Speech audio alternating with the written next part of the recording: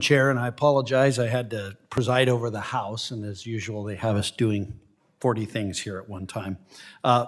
Water infrastructure maintained by reclamation and local operators, from storage facilities to canals to hydropower, provides critical benefit to all types of water users, from agriculture, municipalities, and recreation.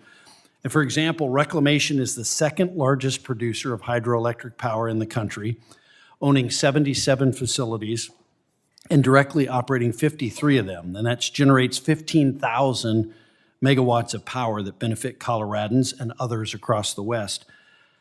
Of course, aging infrastructure is a growing challenge for communities, and many of these assets are now well beyond their original life expectancy. The 2024 State of the Infrastructure report from the Army Corps and Reclamation found, quote, dams built over 50 years ago are operating at reduced capacity to comply with current safety design and construction standards, unquote. And then also water, the report says water storage capacity in some reservoirs has decreased due to sediment accumulation, reducing both water supply and power generation. Pipes that have been in service for 25 to 60 years are starting to fail. And we've gone from decades of build, build, build to decades of maintain, maintain, maintain. And now we're at a turning point, and Congress needs to begin planning how to replace aging infrastructure efficiently and responsibly.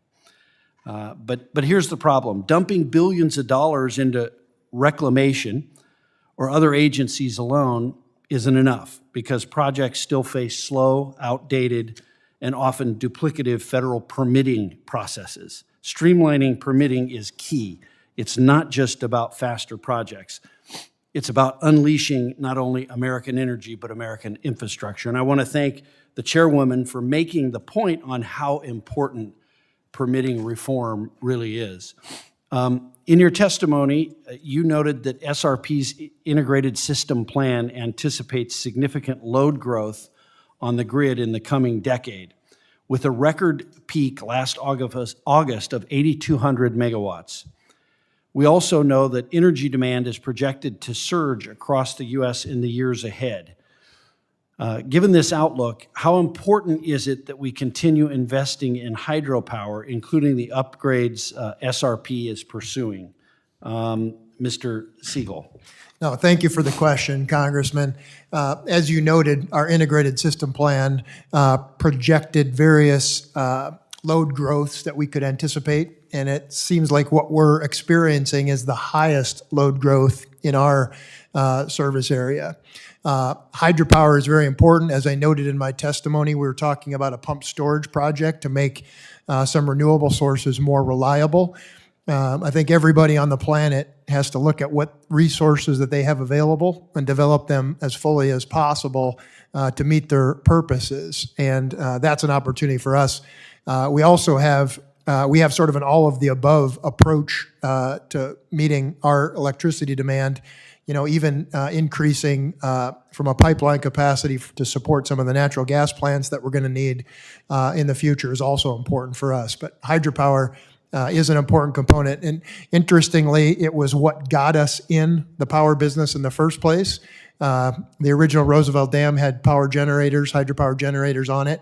And then we constructed 3 additional dams for the purpose of producing more hydropower on the project. And that was our early experience, and now we're going back to it. It's almost like we're going full circle to develop more hydropower on the Salt River project. Well, thank you. And as this committee continues examining aging infrastructure and water issues across the West, I want to point out the Transportation and Infrastructure Committee already operates on a 2-year cycle to authorize Army Corps projects.